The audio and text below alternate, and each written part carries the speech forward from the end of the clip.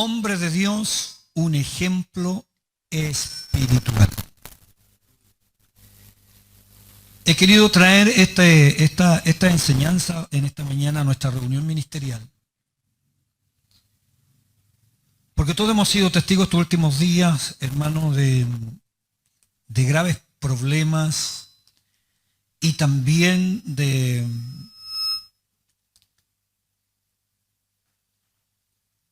un montón de comentarios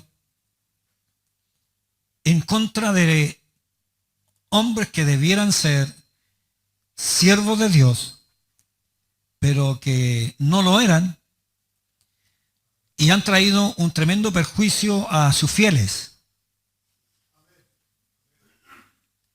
Y por eso que quiero hacerle este comentario.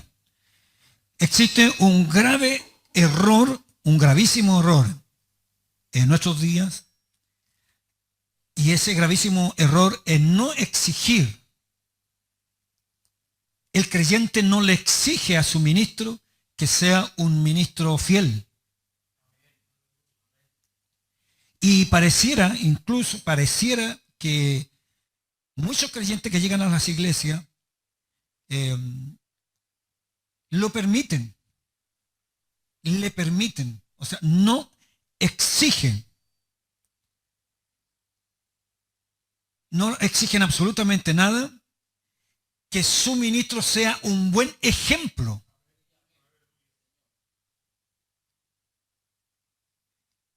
Y que no solo sea un buen ejemplo, sino que no le exige que sea un hombre de Dios.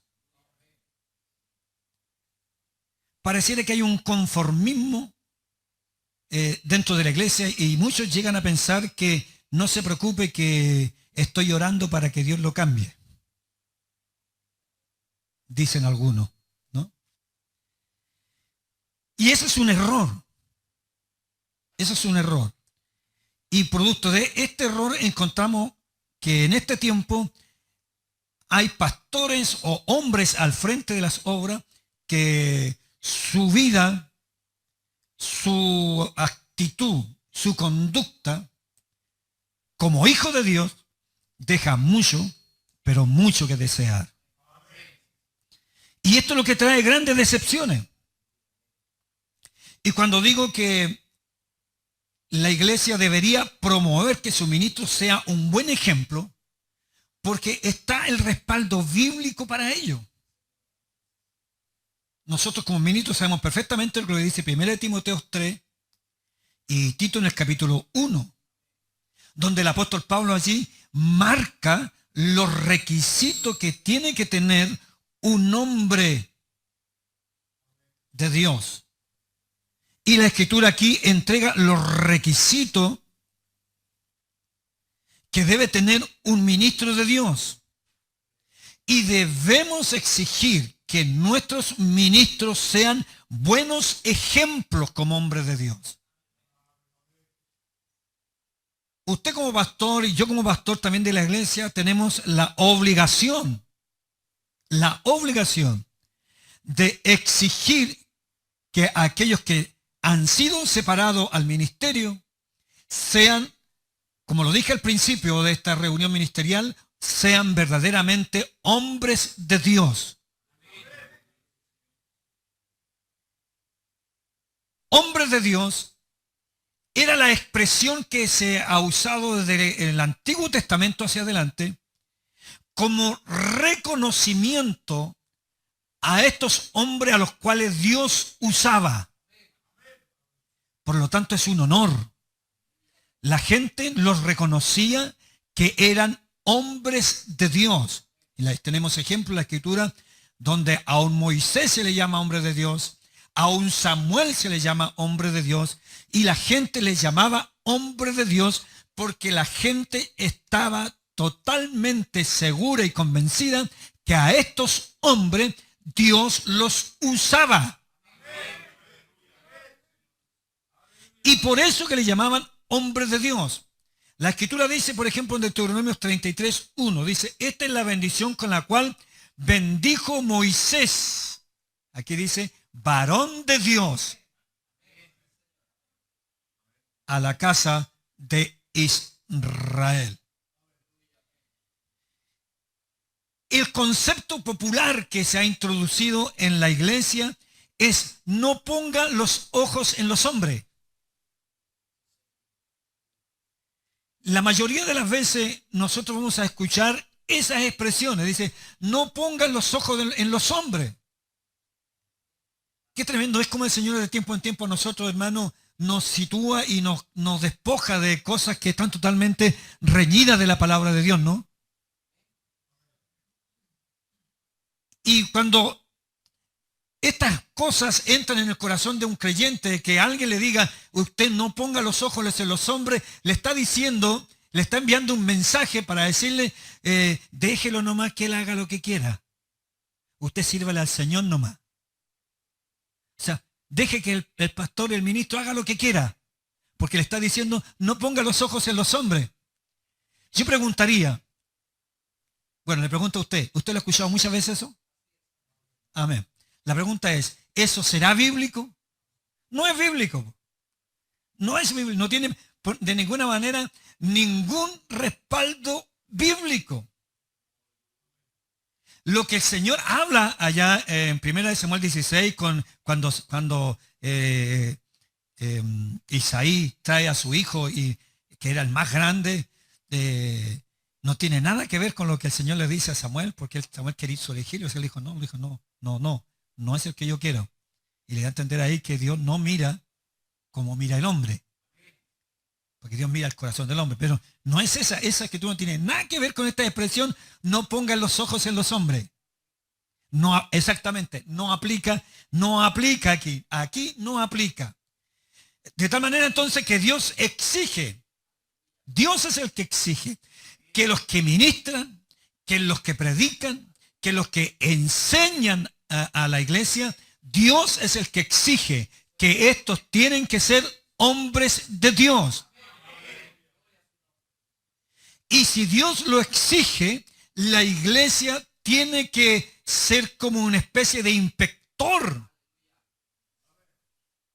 La iglesia tiene que funcionar como inspector. Y el inspector no puede cerrar los ojos frente al mal que pueda estar viendo. Porque si cierra los ojos, entonces mañana vamos a tener un problema grave, que va a colocar en riesgo la fe de muchos, en riesgo la estabilidad de la iglesia, y también el desprestigio de un nombre que nos ha traído salvación y bendición a muchos. Y que hoy día muchos en este tiempo se enjuagan la boca con Dios, con Jesús, con los pastores, etcétera, producto de este problema, pues.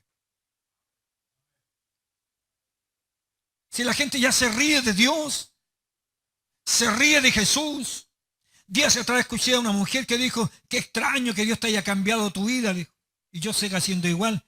Qué maravilloso esto, Dios te cambia tu vida. Cambia vida. Eso no lo sabía yo. Dijo: cambia vida, Jesús cambia vida. Y se burlaba de eso. Pero nosotros somos testigos que sí, Dios cambia vida. Pero ¿por qué la mujer decía eso? Decía eso porque ella sabe que hay muchos que, respaldándose en las Escrituras y en Dios, son peor de aquellos que ni siquiera conocen la palabra de Dios. Y se lo dijo ahí. Entonces la palabra del Señor a nosotros nos exige. Es, hermanos, ministros, pastores en esta mañana, evangelistas, diáconos.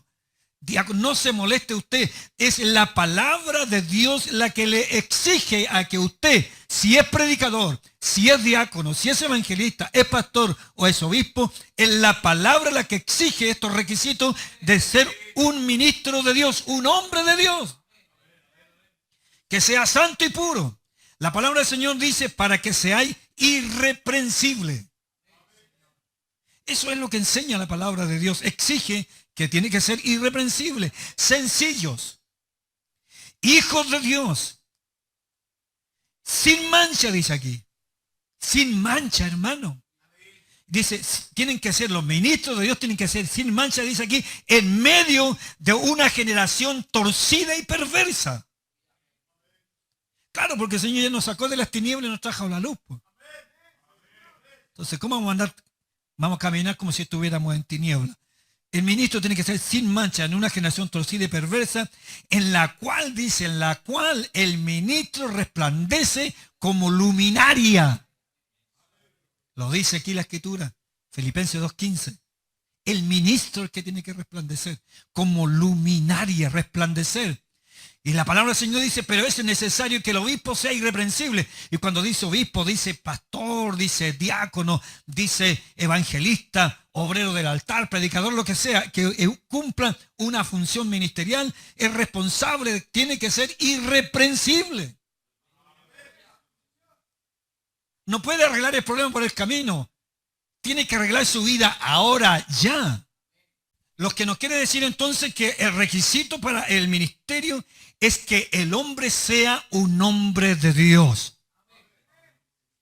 Y cuando decimos hombre de Dios, que éste cumpla con todo lo que Dios le pide. Apacentar, o sea, pastorea. Anciano dice apacentar, pastorea la grey de Dios, pastoreala, cuidando de ella. No por fuerza, sino voluntariamente. Claro, porque el que está al frente no está al frente porque el obispo lo obliga que tiene que estar al frente y que tiene que cumplir con su ministerio. El obispo es el que lo obliga. No, el obispo no le obliga a usted a cumplir su ministerio. El que lo obliga a usted a cumplir su ministerio es el que usted lo llamó al ministerio. Usted tiene un compromiso con aquel que lo llamó al ministerio. El obispo no le obliga en absolutamente nada, solamente le impone a usted lo que la palabra del Señor dice aquí, que usted tiene que hacerlo voluntariamente. Y además dice aquí, agrega algo que es lo que ha traído tantos males, no por ganancia deshonesta, sino con ánimo pronto, no como teniendo señorío sobre los que están a vuestro cuidado, sino siendo más bien ejemplo de la grey, ejemplo. O sea, el pastor, el ministro, el siervo del Señor tiene que ser ejemplo en pequeñas cosas. Tiene que ser el primero que llega a la iglesia.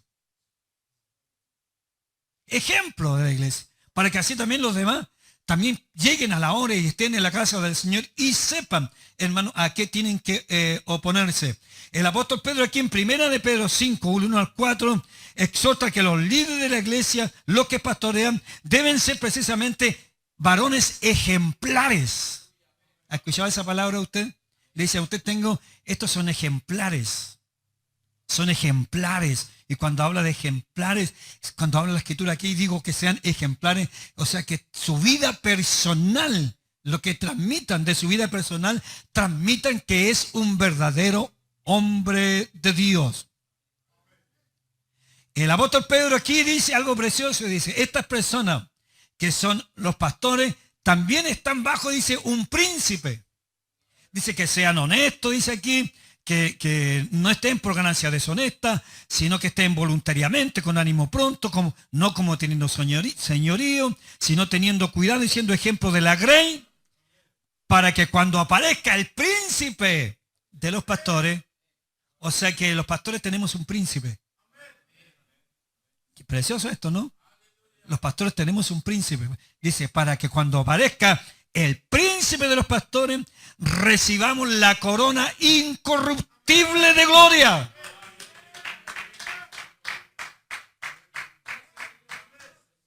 Lo que la Escritura nos está diciendo entonces, que todo nuestro sacrificio en el ministerio no es en vano. Porque hay un príncipe que está mirando, la condición de su pueblo. Por esta Escritura vemos que Dios está preocupado que haya un buen ejemplo en sus ministros, que tengan una vida que esté completamente sujetada a Dios, para que sean ejemplares. Satanás, que es el enemigo de Dios y de su obra, se ha preocupado, hermano, y ha engañado a muchos en la iglesia. Y voy a decirlo de esta manera, se ha preocupado de entrar en el corazón de los ministros para que estos ministros tengan una conducta amistosa con el mal. ¿Me capta lo que quiero decir?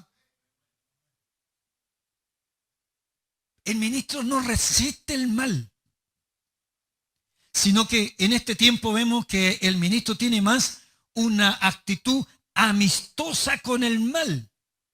Pablo le dice a Timoteo, mas tú, hombre de Dios, huye de estas cosas. Si usted quiere saber a qué cosa se refería el apóstol Pablo aquí, lea los versículos anteriores. Y hace un detalle, hermano, de todas las cosas a las cuales el hombre de Dios tiene que huir. Porque si no tenemos una oposición a la maldad, entonces vamos a entrar en una apatía, es decir, vamos a tener una defensa baja. Y poco a poco aceptaremos al final el mal dentro de la iglesia. Porque la Escritura dice por su fruto, no por las hojas.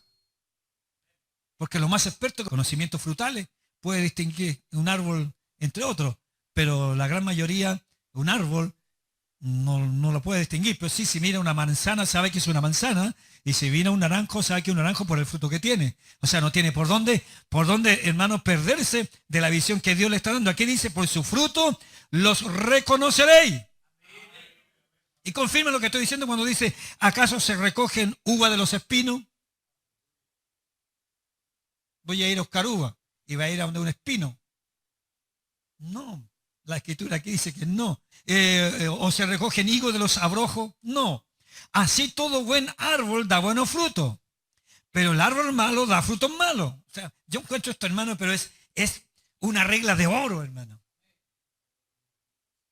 O sea, cuando alguien es un mal ministro, es porque su árbol está malo nomás. O sea, no me digan que es bueno.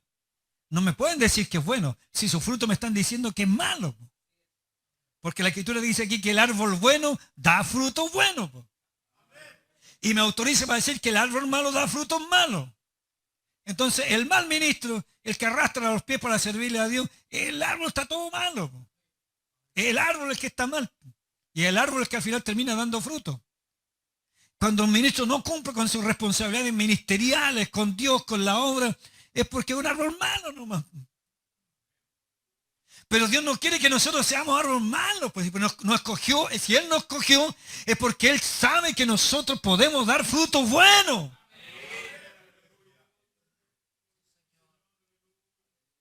¿Cuántos se acuerdan lo que dice Isaías 5? Dice que Él quiso plantar una vid. Y usted lee en la Escritura allí que el Señor plantó la vid en cualquier parte. Se preocupó que a esa vid le diera el sol por la mañana y que le diera sombra por la tarde. Hermano, eso es precioso, hermano. Se preocupó a tal extremo que la quitó todas las piedras. Se preocupó que le llegara la lluvia. Y después que hizo todo, dice que ahora esperó que esa le diera fruto, buenos frutos. Y qué terrible cuando se queja el Señor ahí, ¿no? Y dice, esperando recibir buenos frutos, le dio uva silvestre. Así también hay muchos cristianos. No me diga usted que no, porque el Señor, cuando usted se bautizó, el Señor a usted lo limpió completamente. Y no solo lo limpió, el Señor ahora viene y colocó su espíritu en usted.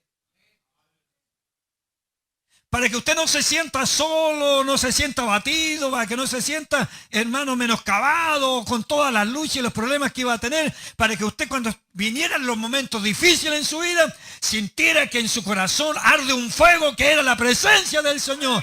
Y cuando vinieran todos los problemas, todas las luchas y todas las cosas, le faltara el pan, por ejemplo, o tuviera hambre, tuviera necesidad, Dios estaba ahí para decirle, tranquilo, yo me voy a preocupar que tengáis de todo lo que tú necesitas. Conmigo lo ha hecho, no sé si con usted. Pero Él nos ha colmado nos ha colmado de bendiciones, nos ha colmado de bendiciones. Muchos de nosotros que estamos aquí, hermanos, no tenemos una gran profesión, no tuvimos una gran profesión, pero sin embargo nuestros hijos crecieron sanos, nuestros hijos fueron vestidos como hijos de Dios, nuestra casa nunca faltó el pan, nunca hubo un lugar donde no dormir, siempre hubo una cama, hubo un techo. ¿Quién se preocupó de eso si no teníamos una profesión? Pero Dios nos bendijo, hermano. Aleluya. Entonces no podemos ahora, al fin de nuestra carrera, ser desleales con aquel que nos ha bendecido, que se ha preocupado de nosotros. Tengo un mensaje para transmitirle a nuestros jóvenes. Tengo un mensaje para decirle a nuestros jóvenes que se puede ser un buen ministro de Dios. Y Dios cuidará de nosotros. Dios nos bendecirá. La Escritura dice, usted conoce más, tal vez la Biblia que yo. No he visto justo desamparado. No tengo para qué robar. Ni mucho menos no tengo para qué robar lo que es de Dios. No tengo para qué tocarlo. Porque Dios me da. No tengo para qué robar. No tengo para qué hacerle trampa a usted. ¿Para qué le voy a hacer trampa a usted? Si tengo a uno que me bendice, ¿con qué necesidad, hermano? Si esto es una locura. Cuando vemos hombres que hacen trampa para poder, no sé, conseguir qué cosa, ¿para qué? Si Dios los tenía colmados de bienes, hermano. Pero ¿dónde está el problema? En que quebrantaron la palabra de Dios y no eran buenos ministros, porque hubo una iglesia que no le exigió tampoco. Hubo una iglesia que cerró sus ojos. Y muchos dicen después, no, yo no sabía. Sí sabían. Todos sabían. Todos sabían la calidad de ministro que tenían. Pero es por eso que el Señor acá nos llama que nosotros tenemos que ser una especie de inspectores. No podemos ser consecuentes, hermano, con el daño que se le está haciendo a la iglesia. No podemos nosotros como ministros prestarnos en las manos del diablo para que la fe de muchos creyentes, para que la iglesia se afecte y para que el nombre de Jesús, en vez de estar siendo exaltado, el nombre de Jesús esté usado como cualquier cosa en este tiempo. Y muchos se ríen que Jesús cambia la vida. Muchos se ríen que Jesús perdona pecados, se ríen. Tú quédate con tu Jesús, le dicen a uno, quédate con tu Jesús, así le responden ahora. Pero ¿quiénes son los responsables? Los malos ministros. Entonces la palabra del Señor nos obliga a nosotros a ser inspectores de fruto. En los campos, los dueños de campo tienen personas, si a veces ellos no lo pueden hacer, tienen personas que le administren y a ellos les piden. Y tienen gente también para que den una vueltecita por toda su hacienda, el campo, revisen la fruta, lo que está bueno y lo que está malo. Control de calidad, para que vean lo que está bueno y lo que está malo. Bueno, eso somos nosotros. Eso somos nosotros. Dios nos tiene para eso. Dios nos tiene para eso. No se enoje con su pastor. No se enoje con él. Cuando él lo quiera a usted adoctrinar, enseñar, limpiar, purificar, déjelo, porque quiere hacer de usted un buen ministro. ¿Hasta que aparecen los frutos? O sea, podemos engañar nosotros, hermano, a la gente, tal vez. Uno puede engañar a la gente. Pero cuando vienen los frutos, mostrará lo que realmente nosotros somos. A través del tiempo, pasa el tiempo y van a llegar los frutos. Y por los frutos, hermanos, van a decir lo que nosotros somos. Entonces se descubrirá nuestra real naturaleza. Y Dios quiera, cuando se descubra nuestra naturaleza, aparezca ahí el verdadero. Y usted no se sienta avergonzado que tuvo un ministro por año, que fue un adúltero, que fue un ladrón, y de tantas cosas que hoy día aparecen. Creo que usted no quiere ser decepcionado, ¿no? Pregunto, creo que usted no quiere ser decepcionado. Creo que usted quiere sentirse bendecido por lo que la iglesia tiene. defiéndalo, apóyelo, apóyelo, para que siga en la misma línea, que no cambie. En lo que pueda, ayúdelo. Aquí hay ministros de distintos lugares. Opérele, esté ahí al lado de él. No me miren a mí, dicen algunos. Hermano, no me mire a mí, usted, yo soy hombre. Mire a Cristo, como que si ya se está colocando, hermano, amistoso con él, como sabe que se está amistando con el diablo, como sabe que tiene cosas ocultas, ya está preparando la conciencia de la iglesia para que cuando se descubra lo que realmente es, la gente no lo mire a él, sino que mire al Señor, porque él quiere seguir donde está. ¿Entiende eso? No me mire a mí, mire al Señor. Sí, suena bonito, la iglesia también tiene que mirarnos a nosotros.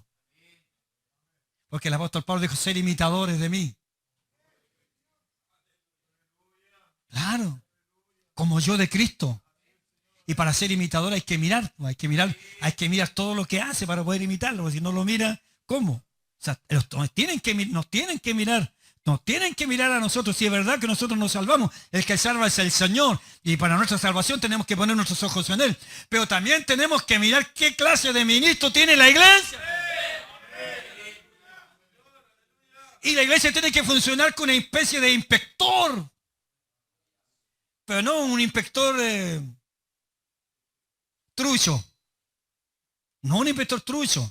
Que alguien le dice, mira, toma y no digáis nada. No, tiene que ser un inspector de Dios, pues. Que sea correcto, que sea honesto.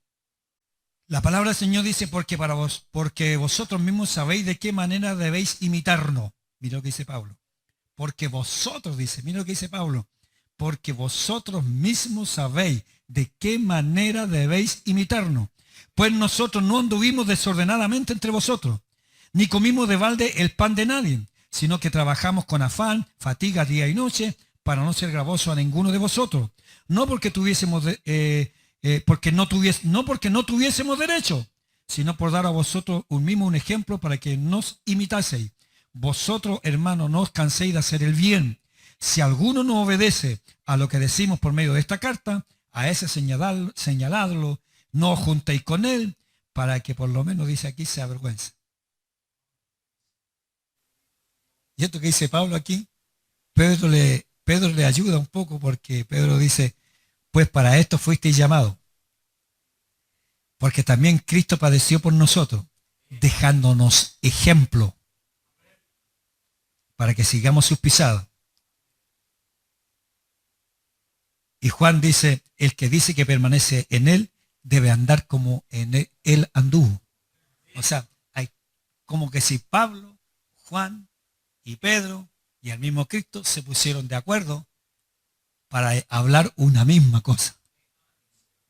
Una misma cosa.